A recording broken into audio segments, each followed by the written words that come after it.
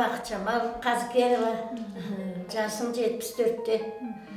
Сақырмен ауырғанға 22 жыл болды ғой деп. Осында тәуірмін деп жүрдім, таблеткамен жүрдім. Бір таблетке көнбей осы инсулинға отырдым. Инсулинға отырғанның өзіне талай 16-17 жыл болып қалды. Сол енді асқазаным қыжылдап ауыратын. Ашыйдым асқазан. Соны осыны ішкеннен кейін қойды удай ашығаны, қыжылдағаны қойып, балам да қуанып, асқазаным жақсы. Марттан бері ішіп жүрмін. Мына 12-ші бітейін деп қалды.